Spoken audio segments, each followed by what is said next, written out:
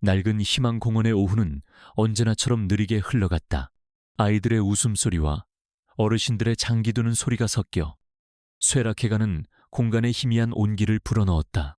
강서연은 벤치에 앉아 낡은 스케치북에 연필을 놀리고 있었다. 그녀의 손끝에서 공원의 앙상한 나뭇가지들은 다시 풍성한 잎을 틔웠고, 갈라진 보도블록은 아이들이 마음껏 뛰어놀 수 있는 부드러운 잔디밭으로 변해갔다. 그녀는 재능 있는 조경 건축가였지만 세상은 그녀의 재능을 알아주지 않았다. 현실의 그녀는 생계를 위해 온갖 아르바이트를 전전하며 자신의 꿈을 이 작은 스케치북 안에만 가두고 있었다. 그럼에도 그녀는 이 공원을 사랑했다. 이곳은 삭막한 도시의 작은 쉼터이자 그녀처럼 지친 영혼들이 잠시 숨을 고를 수 있는 유일한 공간이었다. 하지만 이 공원도 곧 유진건설의 재개발 계획 아래 사라질 운명이었다. 그때 익숙한 마찰음이 들려왔다. 폐지를 가득 실은 낡은 손수레가 힘겹게 굴러오는 소리. 서연은 고개를 들어 공원 입구 쪽을 바라보았다. 허리가 굽은 한 노인이 오늘도 어김없이 공원에 나타났다. 노인은 언제나처럼 말이 없었고 그저 묵묵히 사람들이 버린 신문지와 박스를 주워 담았다. 그의 남루한 행색과 깊게 팬 주름은 그가 겪어온 고단한 세월을 짐작하게 했다. 서연은 연필을 내려놓고 가방에서 보온병을 꺼냈다. 그녀는 노인을 향해 다가가 따뜻한 율무차 한 잔을 건넸다. 어르신, 날이 쌀쌀한데 이거라도 좀 드세요. 그녀의 행동은 동정이 아니었다. 그것은 같은 공간에서 살아가는 한 인간에 대한 소박한 존중과 예의였다. 노인은 잠시 그녀의 얼굴을 물끄러미 쳐다보다가 말없이 잔을 받아들었다. 그의 거친 손에서 따뜻한 온기가 전해졌다. 그 모습을 지켜보던 시장상인 아주머니 몇몇이 혀를 차며 수군거렸다. 저기, 저 아가씨 좀 봐. 오늘도 저러고 있네. 저러니 제대로 된 직장도 못 구하고 저러고 있지. 다른 아주머니가 맞장구를 쳤다. 그러게 말이야. 배운 아가씨가 왜 저런 불황자 같은 노인한테 신경을 쓴대. 저러다 무슨 봉변이라도 당하려고. 참 바보 같은 짓이야. 그들의 비웃음 섞인 목소리는 서연의 귀에도 선명하게 들렸다. 그녀는 잠시 가슴이 아려웠지만 그들을 향해 화를 내지는 않았다. 대신 그녀는 노인의 손수레에 아무렇게나 실려있던 박스들을 다시 차곡차곡 정리해 주었다. 그녀에게 노인은 그냥 노인이었고 그녀의 친절은 보상을 바라지 않는 순수한 마음의 발로였다. 그녀는 남들이 자신을 어떻게 생각하는지보다 자신의 신념을 지키는 것이 더 중요했다. 노인은 그녀의 모든 행동을 말없이 지켜보고 있었다. 그의 눈은 나이든 사람의 흐릿한 눈이 아니었다. 그 안에는 모든 것을 꿰뚫어보는 듯한 날카롭고 깊은 지혜가 담겨 있었다. 그는 세상의 온갖 조롱 속에서도 묵묵히 자신의 선의를 실천하는 이 젊은 여성을 마치 귀한 보석이라도 감정하듯 유심히 관찰하고 있었다.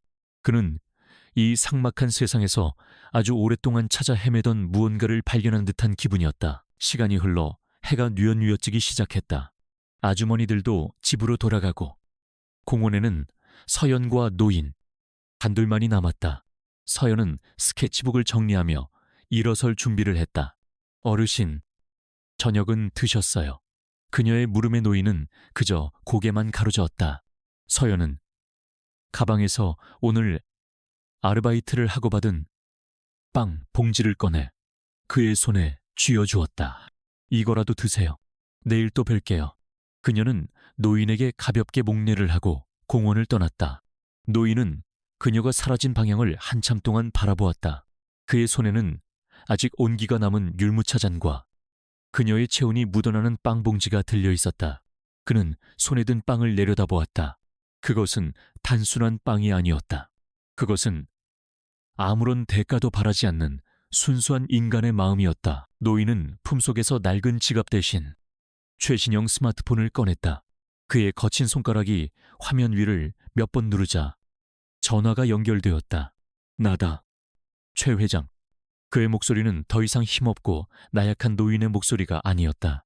그 안에는 유진그룹의 총수다운 절대적인 권위와 위엄이 서려 있었다. 아닙니다. 회장님, 아직 요양원에 들어가지 않았습니다. 지금은 희망공원입니다. 전화기 너머에서는 그의 비서실장이 안절부절 못하는 목소리가 들려왔다. 최 회장은 비서실장의 말을 가로막았다.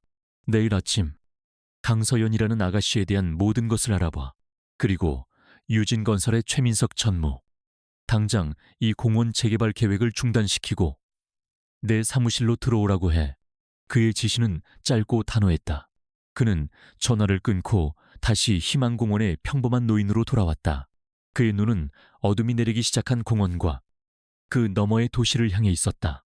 그는 오랫동안 자신의 제국을 물려줄 진정한 사람을 찾고 있었다. 돈과 권력 앞에서 변하지 않을 단단한 내면을 가진 사람. 오늘 그는 그 사람을 찾은 것 같았다.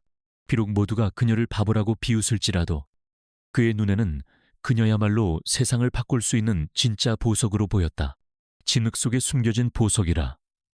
아직 이 썩은 세상에도 희망은 있었군. 다음 날 오후 희망공원의 평화는 값비싼 외제차 여러 대가 굉음을 내며 멈춰 서면서 깨졌다. 반짝이는 검은색 세단에서 잘 차려입은 남자들이 내렸다. 그 중심에는 이탈리아제 최고급 정장을 입은 최민석 전무가 있었다. 그의 구두는 먼지 하나 없이 반짝였고 그의 얼굴에는 이 낡고 초라한 공원에 대한 경멸감이 노골적으로 드러나 있었다. 그는 유진건설의 실세이자 이 공원을 밀어버릴 재개발 프로젝트의 총책임자였다. 강서연은 그의 등장에 심장이 내려앉는 것을 느꼈다. 그녀는 이곳의 나무 한 그루, 풀 한 포기를 지키기 위해 몇 달 동안 홀로 외로운 싸움을 벌여왔다. 그녀는 그에게 다가가기 위해 스케치북과 관련 자료들을 챙겨들었다. 두려웠지만 여기서 물러설 수는 없었다. 이것은 그녀의 신념과 전문성이 걸린 문제였다. 최민석 전무님, 드릴 말씀이 있습니다. 서연은 최대한 전문적인 태도를 유지하며 그의 앞을 막아섰다. 최민석은 위아래로 그녀를 훑어보았다. 그의 시선은 낡았지만 깔끔한 그녀의 옷차림과 손에 들린 낡은 스케치북에 잠시 머물렀다. 그의 입가에 비웃음이 걸렸다. 당신은 누군데 감히 내 앞을 막는 거지? 저는 조경 건축가 강서연입니다. 이 공원의 생태학적 가치와 주민들에게 미치는 긍정적인 영향에 대해 설명해 드리고 싶습니다. 무조건적인 재개발보다는 환경과 사람이 공존할 수 있는 대안이 있습니다. 그녀는 떨리는 손으로 자신의 스케치북을 펼쳐 보였다. 그 안에는 공원을 현대적으로 리모델링하면서도 기존의 녹지와 커뮤니티 공간을 보존하는 혁신적인 디자인이 담겨 있었다. 하지만 최민석은 그녀의 스케치북을 거들떠보지도 않았다. 그는 코웃음을 치며 말했다. 조경, 건축가, 이런 동네에서 당신 같은 아마추어가 우리 유진그룹의 거대한 프로젝트에 대해 뭘 안다고 짓거리는 거야. 시간 낭비하게 하지 말고 썩 비켜. 그의 말은 무시를 넘어선 모욕이었다. 그는 서연의 열정과 전문성을 한순간에 짓밟아버렸다. 바로 그때 최민석의 눈에 한쪽 구석에서 묵묵히 폐지를 줍고 있는 최 회장의 모습이 들어왔다. 최민석에게 그 노인은 자신의 완벽한 프로젝트에 흠집을 내는 더러운 오점일 뿐이었다. 그는 인상을 찌푸리며 부하에게 턱짓했다. 저기 저 쓰레기 같은 노인. 당장 안 치우고 모해보기만 해도 역겹군. 우리 프로젝트의 품격이 떨어지게. 그의 잔인한 말에 피가 거꾸로 솟는 것 같았다. 그녀가 무슨 말을 하기도 전에 최민석은 직접 노인에게로 성큼성큼 다가갔다. 그는 노인의 낡은 손수레를 발로 걷어찼다. 와르르 소리를 내며 힘들게 모은 폐지들이 흙바닥 위로 쏟아졌다. 어이, 늙은이, 여긴 당신 같은 거지가 있을 곳이 아니야. 당장 꺼져. 최 회장은 쏟아진 폐지들을 보며 아무 말도 하지 않았다. 하지만 그의 침묵 속에서 서슬퍼런 분노가 조용히 들끓고 있었다. 그는 자신의 친손자가 이토록 오만하고 무자비한 인간이라는 사실에 깊은 절망감을 느꼈다. 그가 애써 일군 유진그룹의 미래를 이런 자에게 맡길 수는 없었다. 그의 눈빛이 차갑게 가라앉았다. 그 순간 서연이 달려와 최민석의 앞을 가로막고 섰다. 그녀의 작은 몸은 분노로 떨리고 있었지만 그녀의 눈빛에는 조금의 두려움도 없었다.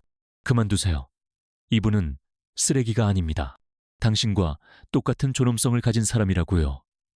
그녀의 외침은 공원 전체에 울려 퍼졌다. 최민석은 자신의 앞을 막아서는 서연을 어이없다는 듯 쳐다보았다. 뭐 이 계집애가 지금 미쳤나? 어디서 감히 나한테 대들어. 당신 내가 누군지 몰라. 그가 위협적으로 그녀에게 한 걸음 다가섰. 하지만 서연은 물러서지 않았. 그녀는 오히려 허리를 굽혀 흙바닥에 쏟아진 폐지들을 하나씩 다시 주워 담기 시작했다. 그녀는 최 회장을 부축해 일으켜 세우며 말했다. 어르신, 괜찮으세요? 다치신 데는 없으시고요. 그녀의 목소리는 따뜻하고 다정했다. 그녀는 그 순간 자신이 어떤 위험에 처했는지 전혀 생각하지 않는 듯했다. 오직 눈앞에 상처 입은 한 노인의 안위만을 걱정하고 있었다. 최 회장은 그녀의 눈을 깊이 들여다보았다. 그 맑고 흔들림 없는 눈동자 속에서 그는 자신이 오랫동안 찾아 헤매던 가치를 보았다. 그것은 바로 강자 앞에서 비굴하지 않고 약자 앞에서 군림하지 않는 진정한 용기였다. 그녀는 자신의 시험을 완벽하게 통과했다. 아니, 시험이라는 말 자체가 그녀에게는 모욕이었다. 그녀의 선행은 계산되지 않은 본성이었다. 최민석은 자신의 말을 무시하고 노인을 챙기는 서연의 모습에 이성을 잃었다. 그는 경호원들에게 소리쳤다. 저것들 당장 공원 밖으로 끌어내.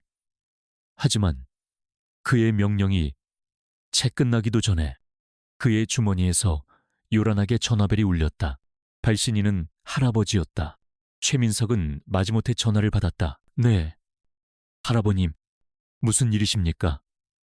전화기 너머에서 들려오는 최 회장의 목소리는 조용했지만 그 안에는 천둥과도 같은 분노가 담겨 있었다.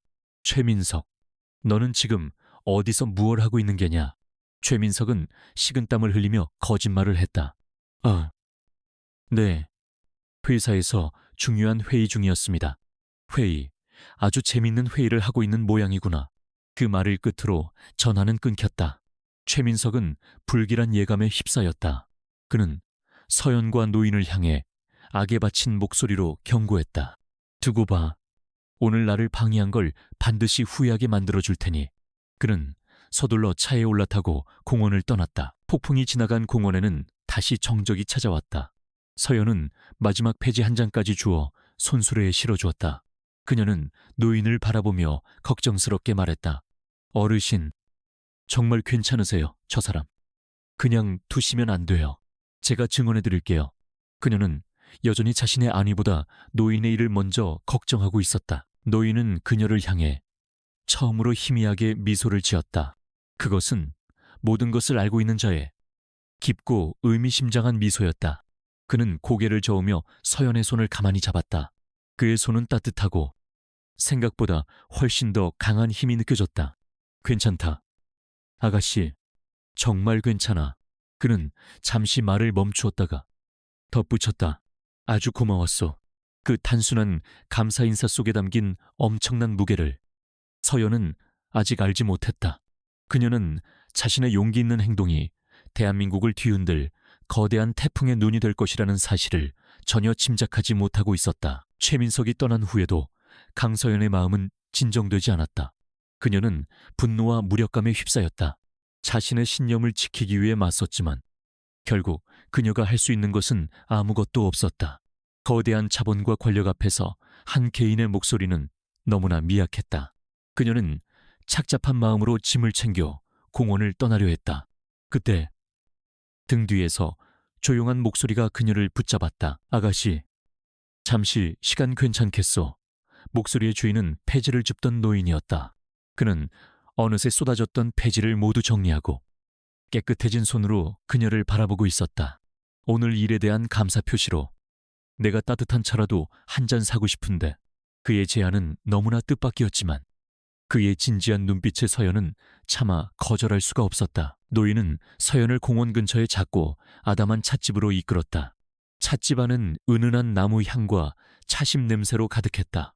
노인은 자리에 앉자마자 익숙하게 가장 좋은 우전차를 주문했다. 그의 태도는 너무나 자연스럽고 품위가 있어서 서연은 순간 그가 자신이 알던 그 노인이 맞는지 의심스러웠다. 그의 허리는 꼿꼿하게 펴져 있었고 그의 눈빛은 이전보다 훨씬 더 깊고 총명하게 빛나고 있었다. 바로 그때 찻집 문에 달린 풍경이 맑은 소리를 내며 울렸다. 검은 정장을 입은 한 중년 남성이 황급히 안으로 들어섰다. 그는 찻집 안을 훑어보다가 노인을 발견하고는 사색이 되어 달려왔다. 회장님, 여기서 무얼 하고 계십니까? 온종일 연락이 안 되어 얼마나 걱정했는지 아십니까? 중년 남성은 노인 앞에서 90도로 허리를 숙이며 안절부절 못했다. 회장님이라는 단어에 서연의 머릿속이 하얘졌다. 그녀의 시선은 중년 남성의 정장 옷깃에 달린 작은 배지로 향했다. 그곳에는 그녀가 지난 몇 달간 지긋지긋하게 봐왔던 로고가 선명하게 새겨져 있었다. 푸른 나무와 굳건한 건물이 어우러진 유진 그룹의 상징이었. 심장이 쿵 하고 바닥으로 떨어지는 것 같았다. 노인. 아니, 최건호 회장은 비서실장을 향해 손을 들어 제지했다. 김 비서, 잠시 나가 있게. 중요한 손님과 이야기 중이야. 그의 목소리에는 거스를 수 없는 위험이 서려 있었다. 김 비서는 서연을 의아한 눈으로 쳐다보다가 깍듯하게 인사를 하고 찻집 밖으로 물러났. 찻집 안에는 다시 침묵이 흘렀다. 서연은 눈앞의 현실을 도저히 믿을 수가 없었다. 자신이 매일같이 동정하고 보살폈던 폐지 줍는 노인이 대한민국을 움직이는 거대 기업 유진그룹의 총수라니. 최민석의 할아버지. 그렇다면 곧 자신의 남편이 될 뻔했던 얼굴도 모르는 그 CEO의 할아버지이기도 하다는 뜻이었다. 너무나 비현실적인 상황에 그녀는 말문이 막혔다. 최 회장은 그런 그녀의 마음을 읽기라도 한 듯 부드럽게 입을 열었. 많이 놀랐겠지. 모든 것을 설명해 주겠네. 그는 지난 몇 달간 왜 자신의 신분을 숨기고 공원에서 지냈는지 이야기하기 시작했다. 그는 자신의 제국이 오만과 탐욕으로 물들어가는 것을 보며 깊은 회의에 빠졌다고 했다. 특히 자신의 두 손자 최민석과 최지훈에 대한 실망감이 컸다고. 나는 돈과 권력의 가면을 벗겨냈을 때 인간의 진짜 본성이 드러난다고 믿는다네. 그래서 가장 낮은 곳으로 내려와 진짜 사람을 찾고 있었지. 이 썩어빠진 세상에도 아직 지킬 가치가 있는 진심이 남아있는지 확인하고 싶었어. 그의 시선이 서연에게 닿았다. 그리고 나는 자네에게서 그것을 보았네. 그는 최민석의 악행과 그것을 막지 못하는 손자 최지훈의 냉정함에 대해 이야기했다. 그는 유진그룹을 바로잡기 위해 외부의 도움이 필요하다고 말했다. 부패하지 않고 강하며 옳은 것을 위해 자신의 모든 것을 걸 수 있는 사람. 나는 자네에게 내 손을 잡아달라고 부탁하는 것이네. 아니, 이것은 부탁이 아니라 거래에 가깝겠지. 최 회장은 마침내 본론을 꺼냈다. 그의 제안은 서연의 상상을 초월하는 것이었다. 내 손자, 유진그룹의 CEO인 최지훈과 결혼해주게. 서연은 자신의 귀를 의심했다. 네, 결혼이라니요. 회장님, 그건 말도 안 됩니다. 그녀는 기가 막혀 말도 잇지 못했다. 물론 진짜 결혼은 아닐세. 1년간의 계약 결혼이지. 최 회장은 침착하게 설명을 이었. 자네가 내 손자 며느리가 된다면 자네는 유진그룹의 일원으로서 최민석의 프로젝트에 합법적으로 제동을 걸 수 있는 명분과 힘을 갖게 될 걸세. 내가 자네의 뒤에서 모든 것을 지원하겠네. 자금, 법률팀, 그리고 내 모든 권력을. 그는 서연의 스케치북을 가리켰다. 그리고 이 거래의 대가로 나는 자네에게 희망 공원을 선물하겠네. 최민석의 더러운 계획을 백지화하고 자네가 꿈꾸던 바로 그 공원을 자네 손으로 직접 만들게 해주겠다는 약속일세. 자네의 재능과 선의가 세상을 어떻게 바꿀 수 있는지 증명할 기회를 주겠다는 거야. 서연은 거대한 혼란에 휩싸였. 이것은 악마의 유혹과도 같았다. 그녀가 그토록 경멸하던 정략 결혼, 계약, 결혼. 하지만 그 대가는 그녀가 목숨을 걸고 지키고 싶었던 꿈의 실현이었다. 자신의 신념을 지키기 위해 역설적으로 자신의 신념을 일부 저버려야 하는 상황이었다. 그녀는 오랫동안 고민했다. 최 회장은 그녀를 재촉하지 않고 조용히 기다려주었다. 그녀의 머릿속에 최민석의 오만한 얼굴과 그에게 짓밟히던 노인의 모습, 그리고 사라질 위기에 처한 공원과 그곳의 사람들이 스쳐 지나갔다. 그녀는 깨달았다. 때로는 이상을 지키기 위해 현실과 타협해야만 하는 순간이 온다는 것을. 이것은 타협이 아니라 더 큰 것을 얻기 위한 전략적인 선택이었다. 마침내 서연은 결심을 굳혔다. 그녀는 고개를 들어 최 회장의 눈을 똑바로 바라보았다. 그녀의 눈빛은 더 이상 혼란스럽지 않았다. 그 안에는 강철 같은 의지가 서려 있었다. 좋습니다. 회장님, 그 거래 받아들이겠습니다. 하지만 저 역시 조건이 있습니다. 이 계약은 오직 희망공원을 지키기 위한 것이어야만 합니다. 그리고 1년 뒤 저는 제 꿈을 이루고 당신의 손자는 제 인생에서 완전히 사라져야 합니다. 그녀의 당찬 대답에 최 회장의 얼굴에 비로소 만족스러운 미소가 떠올랐다. 그는 고개를 끄덕였다. 물론 약속하지. 그는 즉시 김 비서를 불러 법률팀에게 계약서를 준비하라고 지시했다. 그리고 다른 한 손으로는 어디론가 전화를 걸었다. 지훈이냐? 지금 당장 내 집무실로 들어오너라. 네게 아내 될 사람을 소개해줘야겠다. 전화를 끊은 최 회장은 서연을 보며 말했다. 이제 곧 자네의 남편 될 녀석을 만나게 될 걸세. 아마 쉽지는 않을 거야. 하지만 나는 자네가 충분히 해낼 수 있으리라 믿는다네. 서연은 창밖에 어두워진 하늘을 보며 마른 침을 삼켰다. 그녀는 방금 자신의 영혼을 건 거대한 도박에 모든 것을 베팅했다. 최건호 회장의 집무실은 그의 제국 꼭대기에 위치한 성체와도 같았다. 강서연은 김 비서의 안내를 받아 그 안으로 들어섰을 때 거대한 공간을 채운 묵직한 공기에 압도당하는 기분이었다. 벽 한쪽은 도시 전체를 발 아래 둔 통유리로 되어 있었고 다른 쪽은 고서와 현대미술 작품으로 가득 차 있었다. 그녀의 낡은 스니커즈와 면바지는 값비싼 페르시아 카펫 위에서 유독 이질적으로 보였다. 최 회장은 그녀에게 소파를 권하며 차를 내어주었지만 서연은 편안히 앉아있을 수가 없었다. 그녀는 곧 닥쳐올 폭풍을 기다리는 작은 돛담배 위의 선원과도 같았다. 잠시 후 집무실 문이 소리 없이 열리고 한 남자가 들어섰다. 그는 최 회장과 같은 피를 나눈 가족임이 분명했지만 분위기는 전혀 달랐다. 얼음장처럼 차갑고 칼날처럼 날카로운 기운이 그를 감싸고 있었다. 그가 바로 유진그룹의 CEO 최지훈이었다. 그는 군더더기 없는 완벽한 수트 차림이었고 그의 얼굴에는 어떤 감정도 떠오르지 않았다. 그는 서연에게는 눈길조차 주지 않고 곧장 최 회장에게 다가가 고개를 숙였다. 부르셨습니까? 할아버님.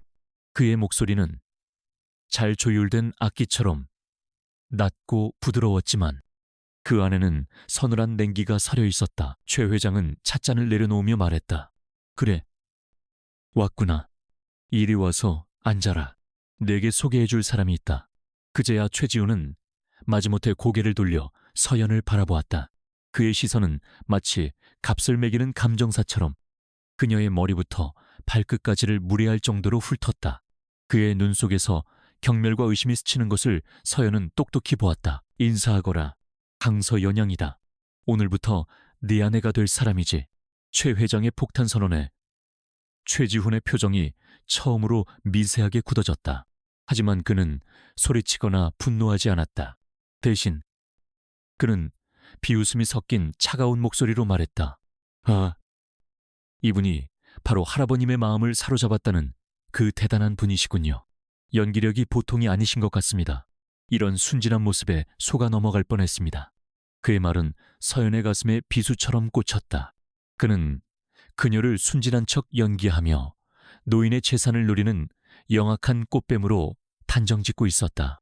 모욕감에 얼굴이 화끈거렸지만 서연은 고개를 숙이지 않았다. 그녀는 자리에서 일어나 그를 똑바로 마주 보았다. 최지훈 대표님, 저는 대표님의 인정을 받으러 온 것이 아닙니다. 저는 회장님과 맺은 계약을 이행하러 왔을 뿐입니다. 그녀의 당당한 태도에 최지훈의 눈썹이 살짝 치켜 올라갔다. 그는 그녀가 울거나 변명하며 매달릴 것이라 예상했던 모양이다. 서연은 말을 이었다. 이 결혼은 희망공원을 지키기 위한 목적을 가진 비즈니스입니다. 계약 기간이 끝나면 저는 당신의 인생에서 깨끗하게 사라져 드릴 겁니다. 그러니 부디 그 전까지는 서로에게 주어진 역할에만 충실했으면 합니다. 그녀의 말은 그와의 관계에 명확한 선을 긋는 것이었다. 감정적인 호소 대신 철저한 비즈니스 논리로 응수한 것이다. 최지우는 잠시 할 말을 잃은 듯했다. 그는 자신의 냉소적인 공격이 전혀 통하지 않는 이 여자를 흥미롭다는 듯, 혹은 더욱 의심스럽다는 듯 쳐다보았다. 최 회장은 두 사람의 팽팽한 기싸움을 지켜보며 만족스러운 표정을 지었다. 이야기는 그쯤 하면 됐다. 김 비서, 계약서 가져오게. 김 비서가 두꺼운 법률 서류처를 테이블 위에 올려놓았다. 그것은 유진그룹 법무팀이 작성한 수십 페이지에 달하는 혼인계약서였다. 계약서의 내용은 간단했다. 1년간의 혼인관계 유지, 상호간의 사생활 존중, 그리고 계약 종료 시 서연에게 희망공원 재개발 프로젝트에 전권을 위임한다는 것. 최지우는 계약서를 읽어보지도 않고 만년필을 집어들었다. 그는 경멸감이 담긴 거친 필치로 자신의 이름을 휘갈겼다. 마치 더러운 것을 만지기라도 한 듯. 그는 펜을 던지듯 내려놓았다. 이제 서연의 차례였다. 그녀는 떨리는 마음을 다잡고 펜을 쥐었다. 그녀는 자신의 이름, 강서연 석자를 또박또박 신중하게 적어내려갔다. 그녀의 필체는 그녀의 의지만큼이나 단단하고 곧았다. 서명이 끝나자 계약은 성립되었다. 최 회장이 말했다. 이제 자네들은 법적으로 부부다. 지훈이, 오늘부터 강서연 양은 우리 집에서 지낼 것이니 네가 책임지고 돌보도록 해라. 최지훈은 대답 대신 자리에서 벌떡 일어섰다. 그는 마지막으로 서연에게 차가운 시선을 던지며 말했다. 내 경고하는데 할아버지를 속인 대가가 얼마나 끔찍한 것인지 곧 알게 될 거야. 감히 유진그룹을 상대로 사기를 칠 생각은 꿈도 꾸지 마. 그 말을 남기고 그는 미련 없이 집무실을 나가버렸다. 문이 닫히자 집무실 안에는 다시 무거운 침묵이 흘렀다. 서연은 손에 땀이 흥건한 것을 느꼈다. 그녀는 방금 대한민국에서 가장 차가운 남자의 아내가 되었다. 그리고 그 남자는 그녀를 자신의 인생 최악의 적으로 여기고 있었다. 최 회장은 그런 그녀의 마음을 아는지 모르는지 부드러운 목소리로 말했다. 힘들게야. 하지만 나는 자네가 해낼 거라 믿는다. 저 녀석의 저 얼음 같은 심장을 녹일 수 있는 사람은 어쩌면 자네뿐일지도 모르니. 서연은 그 말에 아무런 대답도 할 수 없었다. 그녀는 방금 공원 하나를 구하기 위해 자신의 인생을 통째로 지옥불에 던져넣은 것만 같았다. 앞으로 1년, 그녀는 과연 이 차가운 전쟁터에서 살아남을 수 있을까? 강서연의 새로운 삶은 유진그룹의 심장부, 최건호 회장의 대저택에서 시작되었다. 그곳은 집이라기보다는 박물관에 가까웠다. 대리석 복도는 발소리를 삼킬 듯 길었고 벽에 걸린 그림들은 평범한 아파트 한 채 값을 훌쩍 넘는 것들이었다. 그녀에게 배정된 방은 호텔 스위트룸처럼 넓고 화려했지만 그곳에서는 어떤 온기도 느껴지지 않았다. 이곳은 황금으로 만들어진 차가운 새장이었다. 저택에서의 첫 저녁 식사는 그녀를 위한 혹독한 신고식이었다. 긴 식탁에는 최 회장을 중심으로 가족들이 둘러앉아 있었다. 최민석과 그의 어머니 윤 여사, 그리고 서연의 계약상 남편인 최지훈. 윤 여사는 교양 있는 미소 뒤에 날카로운 가시를 숨긴 채 서연의 배경을 샅샅이 캐물었다. 강서연 양이라고 했나? 그래서 부모님은 어떤 일을 하시는지 물어봐도 될까? 서연은 덤덤하게 대답했다. 두 분 모두 일찍 돌아가셨습니다. 작은 식당을 하셨습니다. 그녀의 대답에 윤 여사와 최민석의 입가에 보일 듯 말 듯 한경멸의 미소가 스쳐 지나갔다. 그들에게 서연은 근본도 없는 고아, 운 좋게 회장님의 눈에 들어 신분 상승을 노리는 하찮은 존재일 뿐이었다. 최지우는 이 모든 대화에 끼어들지 않았다. 그는 마치 서연이 투명 인간이라도 되는 듯 그녀에게 눈길 한번 주지 않고 묵묵히 식사만 했다. 그의 침묵은 어떤 비난보다 더 차갑고 잔인했다. 서연은 그들의 무시와 경멸 속에서도 위축되지 않았다. 그녀는 이 저택에 동화되기 위해 온 것이 아니었다. 그녀는 싸우기 위해 이곳에 왔다. 다음 날부터 그녀는 행동에 나섰다. 최 회장은 약속대로 그녀에게 저택 별채 개인 사무실과 최고 수준의 법률팀, 그리고 막대한 자금을 지원해 주었다. 그녀는 더 이상 혼자가 아니었다. 그녀의 반격은 치밀하고 전략적이었다. 그녀는 먼저 법률팀과 함께 최민석이 추진하는 희망공원 재개발 프로젝트의 모든 서류를 샅샅이 검토했다. 그녀의 전문가적인 눈은 다른 사람들이 놓쳤던 치명적인 허점들을 발견해냈다. 성급하게 통과된 환경영향평가, 용도 변경 과정에서의 절차 상하자, 그리고 지역 주민들의 동의를 얻는 과정에서의 불법적인 행위들까지. 이것 보세요. 변호사님, 이 부분은 명백한 조례 위반입니다. 그리고 이 지질 보고서는 3년 전 데이터를 그대로 사용했어요. 이건 사기에 가깝습니다. 서연은 회의실의 거대한 테이블 위에 설계도를 펼쳐놓고 날카롭게 문제점들을 지적했다. 처음에는 반신반의하며 그녀를 쳐다보던 엘리트 변호사들은 그녀의 해박한 전문 지식과 빈틈없는 논리에 점차 압도당했다. 그들은 깨달았다. 이 젊은 여성은 회장님이 내세운 얼굴마담이 아니라 이 전쟁을 지휘하는 진짜 사령관이라는 것을. 법적인 공격과 동시에 그녀는 여론전을 시작했다. 그녀는 익명의 제보자로서 자신이 찾아낸 프로젝트의 문제점들을 신뢰할 만한 언론사에 흘렸다. 그녀는 단순히 비리를 폭로하는 데 그치지 않았다. 그녀는 가난한 주민들의 마지막 쉼터를 지키기 위한 싸움이라는 감성적인 프레임을 만들어냈다. 희망공원의 아름다운 사계절과 그곳에서 살아가는 사람들의 소박한 이야기가 기사와 함께 보도되자 여론은 들끓기 시작했다. 최민석은 예상치 못한 반격에 당황했다. 고작 여자의 하나라고 무시했던 상대가 자신의 완벽한 계획에 균열을 내기 시작한 것이다. 그는 언론을 통제하려 했지만 이미 불붙은 여론은 쉽게 꺼지지 않았다. 프로젝트는 잠정 중단되었고 그는 이사회와 투자자들로부터 거센 압박을 받기 시작했다. 그는 이 모든 일의 배후에 서연이 있다는 것을 직감하고 분노에 떨었다. 최지훈 역시 이 모든 상황을 지켜보고 있었다. 그는 여전히 서연을 의심했지만 그의 마음속에서는 작은 혼란이 일기 시작했다. 그가 알던 순진한 척하는 꽃뱀이라면 이렇게까지 전문적이고 체계적으로 최민석을 공격할 수는 없었다. 그녀의 전략은 날카로웠고 그녀의 논리는 냉철했다. 그녀는 감정에 호소하는 아마추어가 아니었다. 어느 날 밤 그는 서재로 향하다가 별채에 있는 그녀의 사무실에서 새어나오는 불빛을 보았다. 그는 자신도 모르게 발걸음을 멈추고 살짝 열린 문틈으로 안을 들여다보았다. 서연은 수십 장의 서류와 설계도에 둘러싸인 채 전화로 누군가에게 단호하게 지시를 내리고 있었다. 아닙니다. 감성적으로 접근하면 안 돼요. 우리는 철저하게 법리와 데이터로 싸워야 합니다. 주민들의 피해 보상 문제와 시공사의 환경법 위반 사례를 집중적으로 부각시켜 주세요. 그녀의 목소리에는 지친 기색이 역력했지만 그 안에는 흔들림 없는 결단력이 담겨 있었다. 그 순간 최지우는 처음으로 그녀를 조경건축가 강서연으로 보았다. 할아버지의 마음에 든 운 좋은 여자가 아니라 자신의 신념을 위해 거대한 권력과 맞서 싸우는 한 명의 전문가로서 그는 자신도 모르게 그녀의 모습에서 눈을 떼지 못했다. 그의 얼음 같던 편견에 아주 작지만 선명한 균열이 가기 시작했다. 이 여자는 그가 생각했던 것보다 훨씬 더 복잡하고 강하고 그리고 흥미로운 존재였다. 최지우는 혼란스러웠다.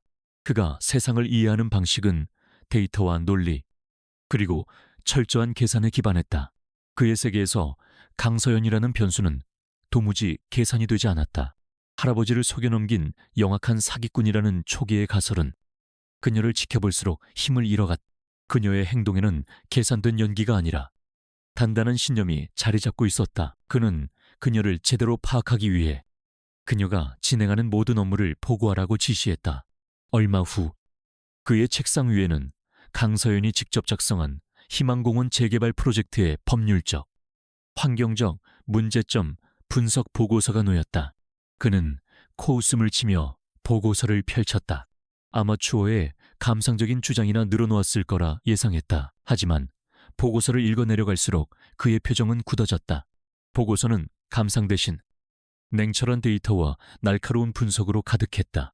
그녀는 최민석의 프로젝트가 간과한 토양 오염 수치, 법적 기준에 미달하는 일조권 시뮬레이션 결과, 그리고 교통 영향 평가의 허위 데이터 등을 정확하게 지적해냈다. 그것은 유진그룹의 최고 전문가들도 쉽게 찾아내지 못할 만큼 깊이 있고 전문적인 분석이었다. 최지우는 자신도 모르게 보고서에 몰입했다. 그녀는 문제 제기에서 그치지 않고 각 문제에 대한 현실적인 대안까지 제시하고 있었다. 그녀의 대안은 비용 효율적이면서도 환경과 인간을 모두 고려하는 창의적인 아이디어들로 빛났다. 이것은 하루아침에 벼락치기로 만들어낼 수 있는 수준이 아니었다. 수년간의 깊은 고뇌와 전문성이 녹아있는 결과물이었다. 이 여자, 대체 정체가 뭐지? 그의 편견에 간 첫 번째 균열은 얼마 지나지 않아 더 큰 충격으로 이어졌다. 최민석의 프로젝트가 여론의 문매를 맞고 잠정 중단되자 분노한 최민석과 그의 어머니 윤 여사가 아침 식사 자리에서 노골적으로 서연을 공격하기 시작했다. 네가 감히 뭔데? 우리 가문의 일에 흙탕물을 튀겨. 이 근본도 없는 것이 들어와서 집안을 망치고 있어. 윤 여사의 모욕적인 발언에도 서연은 눈 하나 깜짝하지 않았다. 그녀는 조용히 수저를 내려놓고 그녀를 쏘아보는 윤 여사를 똑바로 마주했다. 제가 한 일은 집안을 망친 것이 아니라 유진그룹의 이름에 먹칠을 할 뻔한 부실 프로젝트의 문제점을 공론화한 것입니다. 어머님, 유진그룹의 명예를 실추시키는 것은 진실을 말하는 사람이 아니라 불법과 편법으로 이익을 챙기려는 사람 아닐까요? 그녀의 목소리는 차분했지만 그 안에는 누구도 반박할 수 없는 논리가 담겨 있었다. 최민석이 격분해서 소리쳤다. 닥치지 못해 너 같은 게 뭘 안다고 서연은 시선을 최민석에게로 돌렸다. 제가 뭘 아는지 궁금하십니까? 전무님, 그럼 제가 아는 것 몇 가지만 말씀드릴까요? 전무님께서 하청업체로부터 얼마의 리베이트를 받았는지, 그리고 그 돈이 지금 어디에 있는지. 서연의 폭탄 발언에 식탁의 공기는 순식간에 얼어붙었다. 최민석의 얼굴이 하얗게 질렸다. 그녀가 정말로 무언가를 알고 있는 것인지 아니면 그저 떠보는 것인지 알 수 없었다. 서연은 그의 반응을 지켜보며 차갑게 미소 지었다. 저는 바보처럼 보일지 몰라도 적어도 진짜 바보가 누구인지는 구별할 줄 압니다. 최지우는 이 모든 광경을 숨죽여 지켜보고 있었다. 그는 처음으로 통쾌함을 느꼈다. 항상 자신을 무시하고 할아버지의 재산만을 노리던 숙부 일가의 오만한 코가 납작해지는 순간이었다. 그리고 그 일을 해낸 것은 자신이 그토록 경멸했던 저 여자, 강서연이었다. 그녀는 연약한 초식동물이 아니었다. 그녀는 날카로운 이빨을 숨긴 영리하고 용감한 전사였다. 그날 밤 최지우는 잠을 이룰 수 없었다. 그는 서재에서 복잡한 머리를 식히려다 주방에서 희미한 불빛이 새어나오는 것을 발견했다.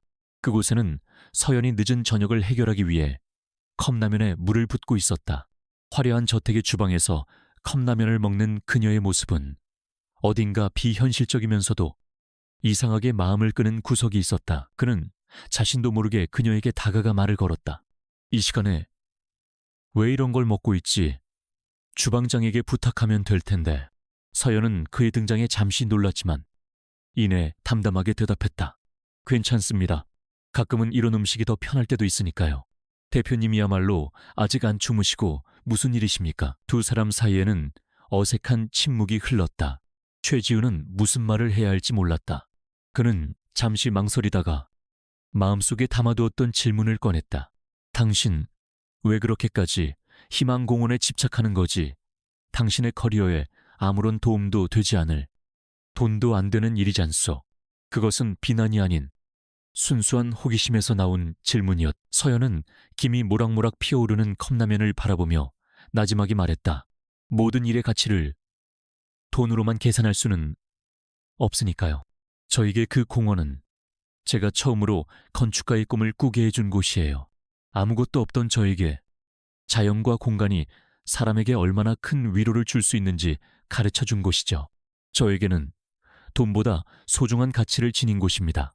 그녀의 목소리에는 어떤 꾸밈이나 과장도 없었다. 오직 자신의 일과 신념에 대한 깊은 진심만이 담겨 있었다. 최지우는 그 순간 깨달았다. 자신이 지금까지 그녀에 대해 내렸던 모든 판단이 얼마나 어리석고 성급했는지를. 그녀는 돈을 위해 움직이는 사람이 아니었다.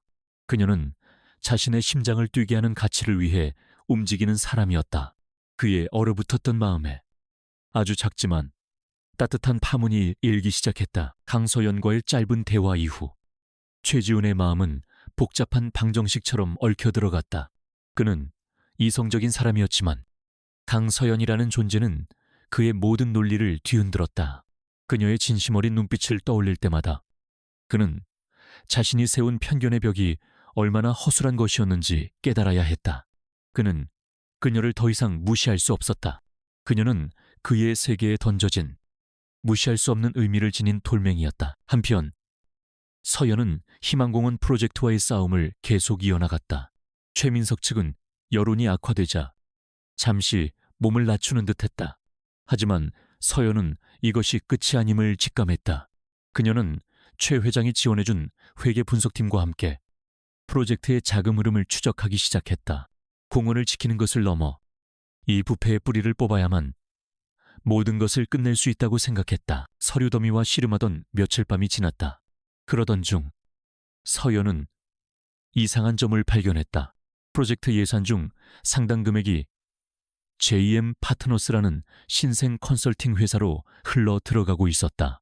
서류상으로는 완벽한 용역 계약이었지만 그 대가는 업계 평균의 수십 배에 달했다. 그녀의 직감이 위험 신호를 보냈다. 이것은 단순한 비리가 아니었다. 그녀는 더 깊이 파고들었다. JM 파트너스의 등기부 등본을 떼어보고 관련자들의 SNS까지 추적했다. 그리고 마침내 그녀는 결정적인 연결고리를 찾아냈다. 그 회사의 대표는 최민석의 대학 동창이자 그의 가장 가까운 신복 중 한 명이었다. 희망공원 프로젝트는 거대한 비자금을 조성하기 위한 껍데기에 불과했다. 최민석은 회사의 돈을 빼돌려 자신의 배를 채우고 있었던 것이다. 진실에 가까워질수록 위험의 그림자도 그녀에게 짙게 드리워졌다. 어느 날 밤 그녀가 별채 사무실에서 혼자 야근을 하고 있을 때였다. 창문 밖에서 미세한 소리가 들렸고 잠시 후 사무실의 전기가 모두 나가버렸다. 정전이라고 하기에는 너무나 갑작스러웠다. 그녀가 어둠 속에서 휴대폰을 찾고 있을 때 누군가 사무실 문을 거칠게 열려는 소리가 들렸다. 서연은 공포에 질려 숨을 죽였다. 다행히 문은 잠겨 있었지만 문손잡이가 미친 듯이 흔들리는 소리는 그녀의 심장을 옥죄어왔다. 몇 분 같은 시간이 흐른 후 침입자는 포기한 듯 발소리를 죽이며 사라졌다. 잠시 후 저택의 경보 시스템이 요란하게 울리기 시작했다. 최지훈과 경호원들이 달려왔을 때 서연은 책상 밑에서 공포에 질려 떨고 있었다. 다음 날 그녀가 운전해서 외부 미팅을 나가는 길이었다. 한적한 도로의 코너를 돌던 순간 반대편에서 검은색 오토바이 한 대가 굉음을 내며 그녀의 차를 향해 돌진했다. 서연은 반사적으로 핸들을 꺾었고 그녀의 차는 가드레일을 들이받고 멈춰 섰다. 다행히 크게 다치지는 않았지만 그녀의 등줄기에서는 식은땀이 흘러내렸다. 이것은 단순한 사고가 아니었다.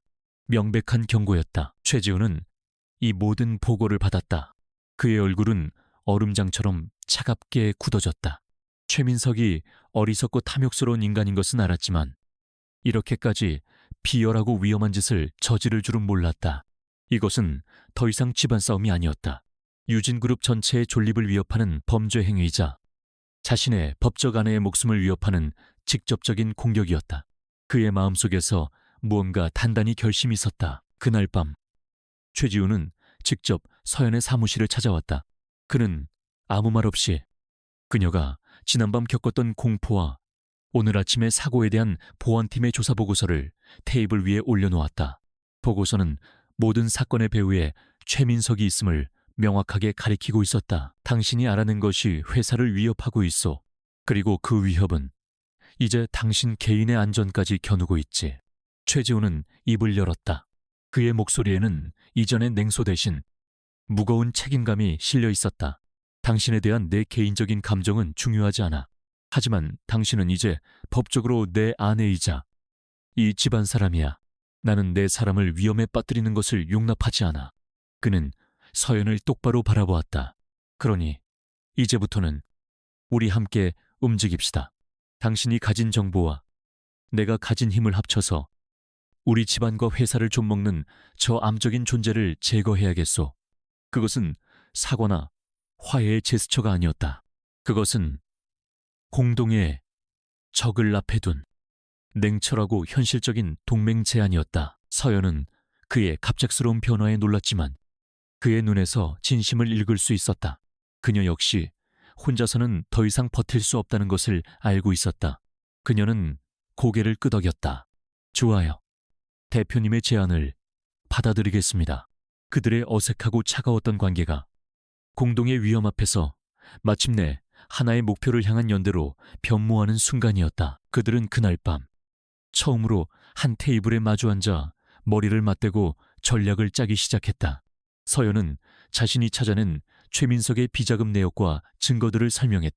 최지우는 날카로운 질문을 던지며 그녀의 정보들을 자신의 기업 정보와 결합하여 전체적인 그림을 완성해 나갔다. 그들의 대화는 긴장감이 넘쳤지만 놀라울 정도로 합이 잘 맞았다. 이성과 감성, 거시적 전략과 미시적 분석이 완벽한 조화를 이루었다. 그들은 이제 더 이상 서로를 경멸하는 적이 아니었다. 그들은 거대한 적을 무너뜨리기 위해 뭉친 가장 강력한 파트너가 되어가고 있었다. 최지훈과의 위태로운 동맹은 강서연의 싸움에 강력한 날개를 달아주었다. 그녀는 더 이상 혼자가 아니었다. 최지훈은 자신의 권한을 이용해 그녀에게 유진그룹의 내부 회계 시스템에 접근할 권한을 부여했다. 두 사람은 밤늦도록 그의 서재에 마주 앉아 복잡한 숫자로 이루어진 미로 속에서 최민석의 흔적을 추적했다. 그들의 협업은 놀라울 정도로 효율적이었다. 서연이 JM 파트너스로 흘러들어간 자금의 비정상적인 흐름을 지적하면 지우는 즉시 그 자금이 어떤 명목으로 위장되었는지 그리고 회사 내 어떤 부서의 묵인하에 진행되었는지 파악해냈다.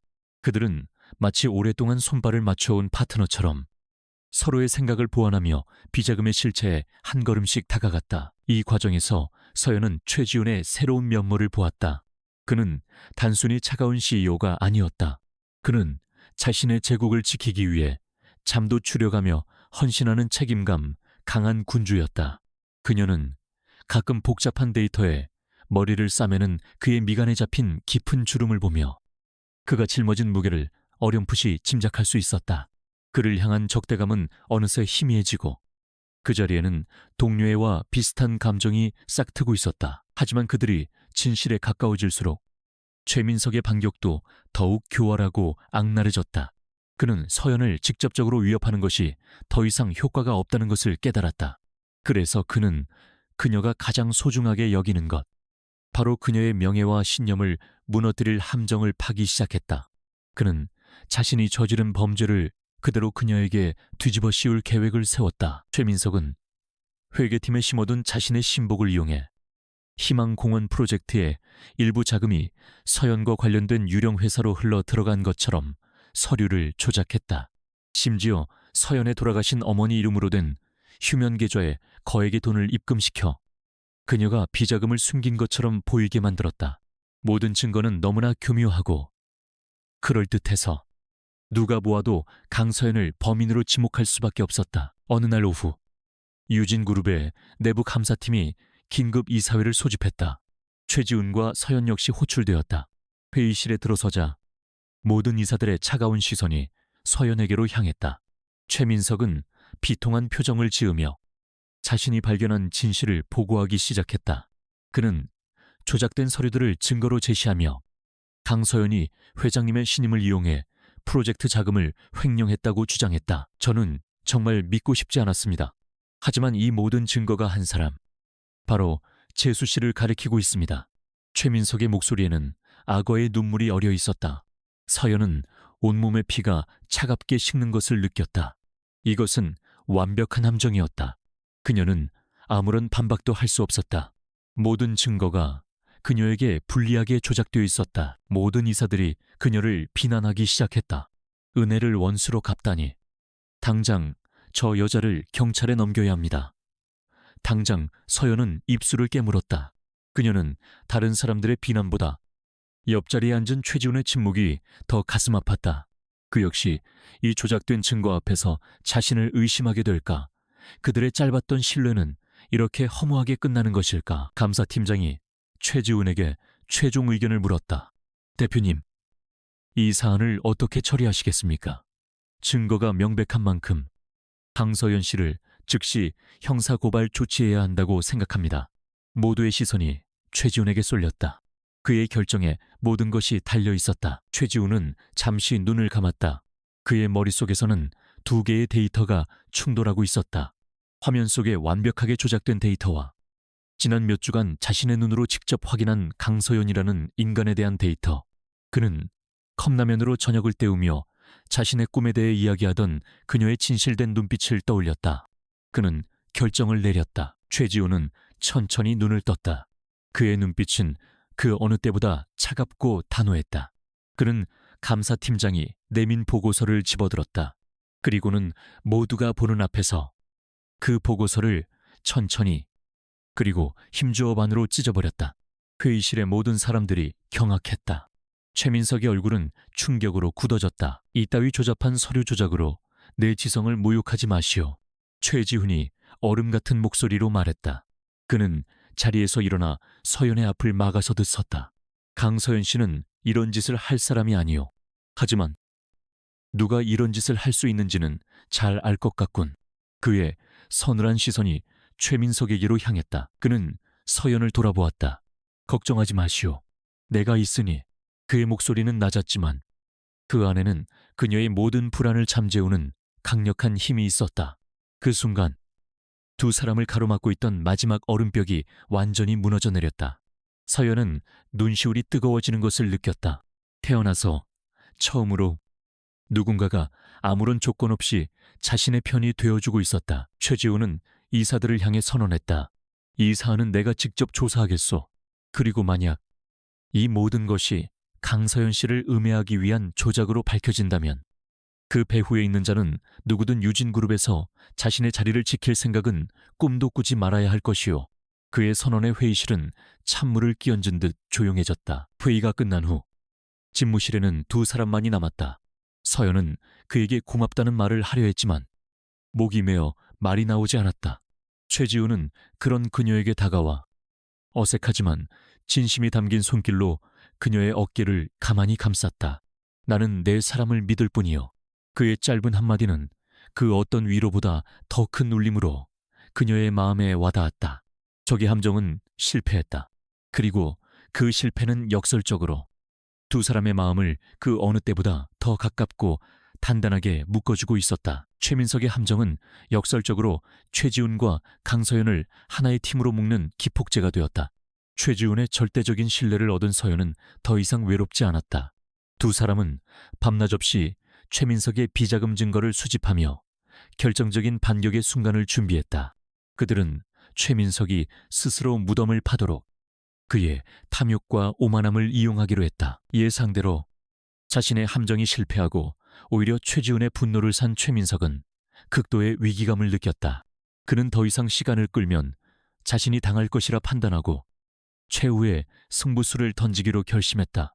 그는 긴급 이사회를 소집했다. 명분은 CEO의 독단적인 경영과 부적절한 사생활로 인한 그룹의 위기를 논의한다는 것이었다. 그는 이 자리에서 자신이 조작한 증거를 다시 한번 터뜨려 최지훈을 몰아내고 경영권을 찬탈할 계획이었다. 이사회가 열리는 날, 유진그룹의 회의실은 살얼음판 같은 긴장감으로 가득했다. 최민석의 편에 선 이사들과 상황을 관망하는 중립적인 이사들, 그리고 최지훈을 지지하는 소수의 이사들이 서로를 경계하며 앉아 있었다. 최지훈과 서연이 회의실에 들어서자 모든 시선이 그들에게로 향했다. 서연을 향한 노골적인 적의와 비난의 눈빛이 쏟아졌다. 최민석은 기다렸다는 듯이 자리에서 일어나 비장한 표정으로 연기를 시작했다. 그는 자신이 얼마나 그룹을 사랑하는지, 그리고 그룹의 명예를 지키기 위해 얼마나 고뇌했는지를 열변했다. 그리고는 서연의 횡령 증거라며 조작된 자료들을 스크린에 띄웠다. 그는 여기서 그치지 않고 최지훈이 아내의 범죄를 묵인하고 회사를 위험에 빠뜨린 무능한 CEO라고 비난했다. 존경하는 이사님, 여러분, 우리는 더 이상 회사를 좀먹는 저들을 좌시해서는 안 됩니다. 저는 오늘 최지훈 대표의 해임안을 긴급 발의하는 바입니다. 최민석의 선동에 그와 결탁한 이사들이 동조하며 목소리를 높였다. 회의실은 순식간에 최지훈을 규탄하는 아수라장이 되었다. 서연은 자신을 향해 쏟아지는 비난의 화살을 묵묵히 받아내며 최지훈의 손을 가만히 잡았다. 그의 손은 차가웠지만 조금의 떨림도 없었. 모든 비난이 정점에 달했을 때 최지훈이 마침내 자리에서 일어났다. 그는 조금의 동요도 없는 차분한 목소리로 말했다. 최민석 전무의 열연, 잘 보았습니다. 이제 진실에 대한 이야기를 좀 해볼까요? 그의 말과 함께 회의실의 스크린 화면이 바뀌었다. 가장 먼저 화면에 나타난 것은 JM 파트너스라는 유령 회사의 계좌 내역이었다. 희망공원 프로젝트에서 빠져나간 수백억의 자금이 그곳으로 흘러들어간 기록이 선명하게 나타났다. 그리고 그 돈이 다시 여러 개의 차명 계좌를 거쳐 최종적으로는 최민석의 비밀 계좌로 입금되는 과정이 적나라하게 펼쳐졌다. 회의실은 충격으로 술렁이기 시작했다. 최지훈의 반격은 이제 시작에 불과했다.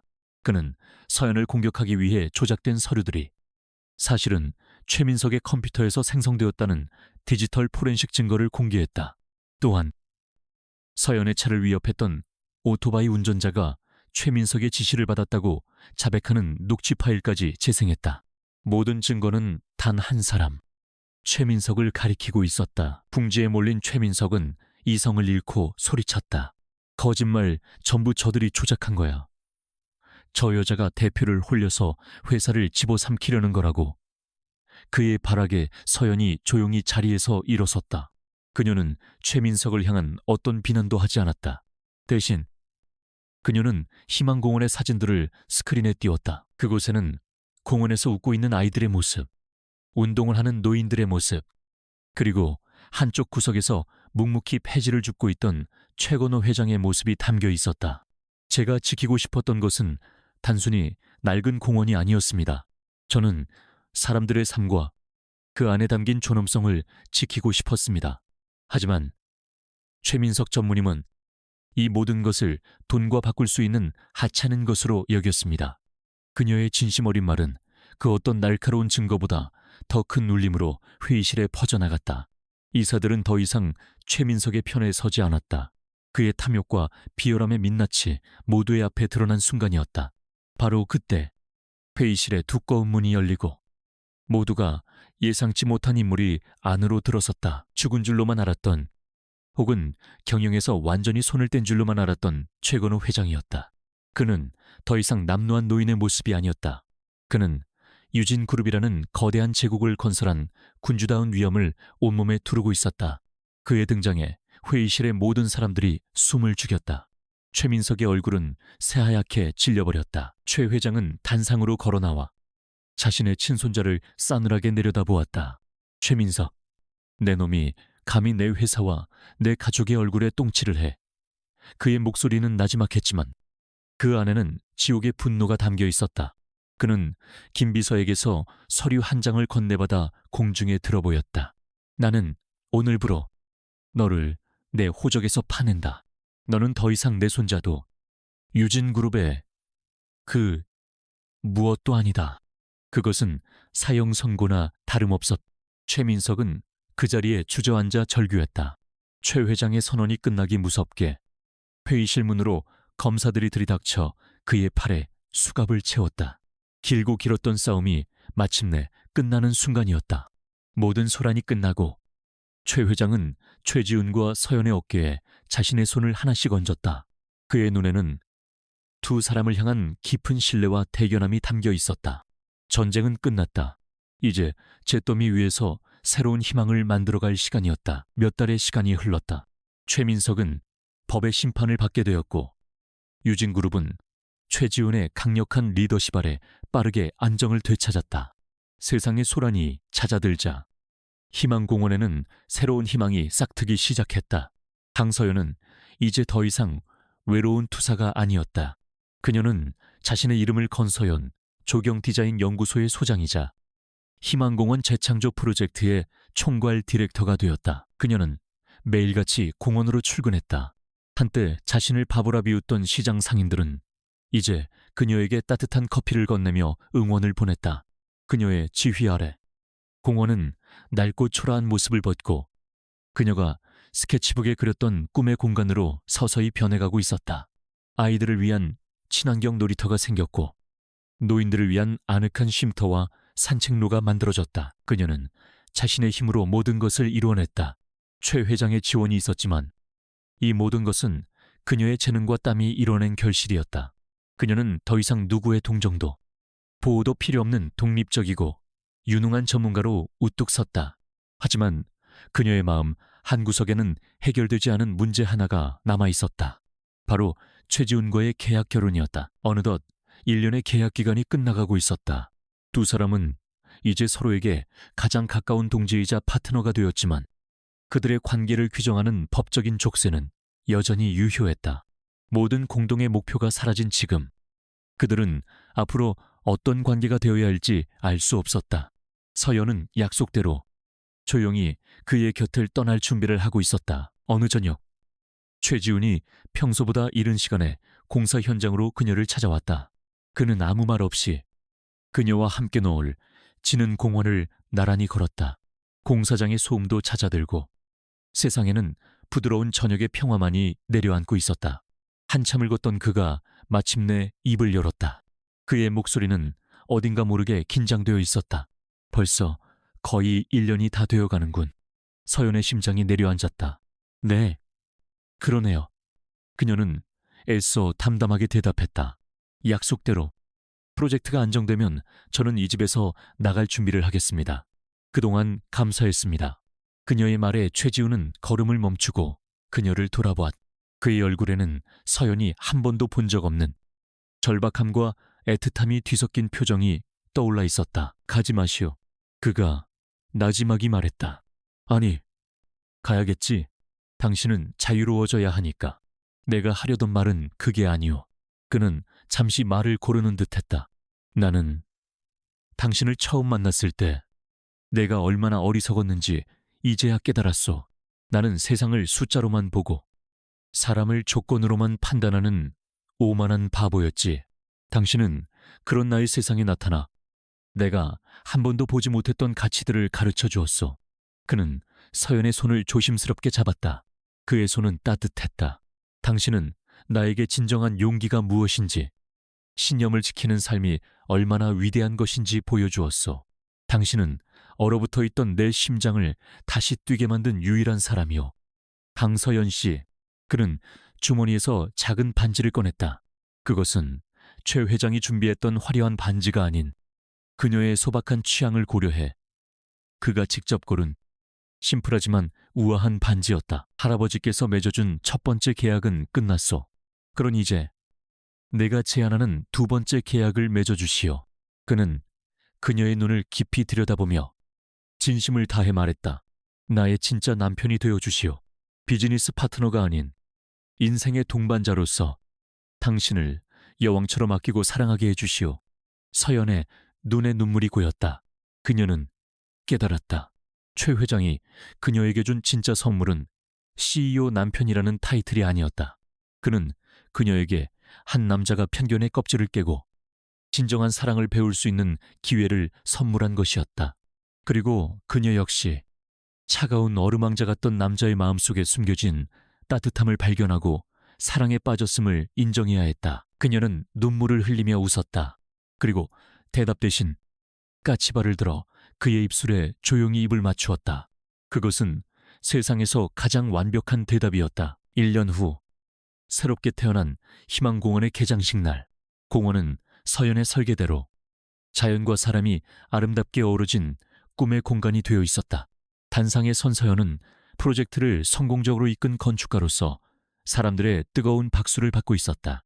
객석 맨 앞줄에는 최 회장이 자랑스러운 미소로 그녀를 지켜보고 있었고 그녀의 바로 옆에는 이제 그녀의 진짜 남편이 된 최지훈이 든든하게 서 있었다. 그는 다른 사람들이 보지 않는 틈을 타 그녀의 귓가에 속삭였다.